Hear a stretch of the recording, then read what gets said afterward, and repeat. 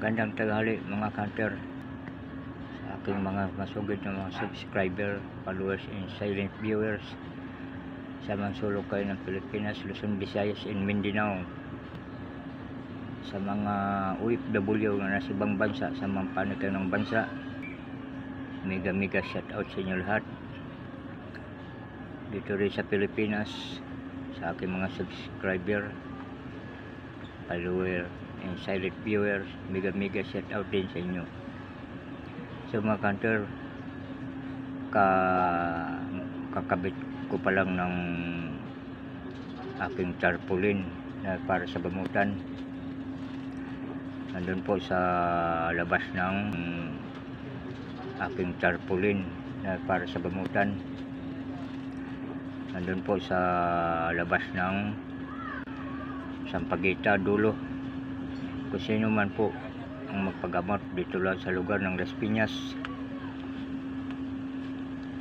samang kayo dito sa Las Piñas, pumunta lang kayo dito sa Sampaguita, Dulo at magtanong kung saan yung bahay na manggagamot.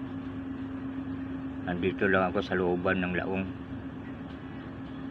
Papasok kayo dyan sa Sampaguita, tatanong na lang kayo.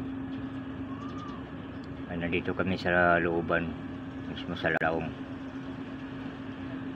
Sa mga karamdaman na espiritual, pang-espiritual na gamutan, yung nabarang, nakulam, bati, ng mga elemento, pumunta lang kayo dito. Hindi ko nahabayan mga hunter yung ano ko, hanggang dito na lang. Pagpasensya nyo na kung medyo mabagal ako magsalita, gawa ng medyo hindi pa sanay masyado sa pag-deliver ng salita. Kaya hanggang dito na lang mga salamat sa inyo, sa aking mga silent viewer, sa aking mga subscriber, followers. Ang hindi pa nakapindot, ipindot nyo na, mag-subscribe na kayo, like and share nyo na lang. Maraming salamat sa inyo lahat. Magandang tanghali sa inyo lahat.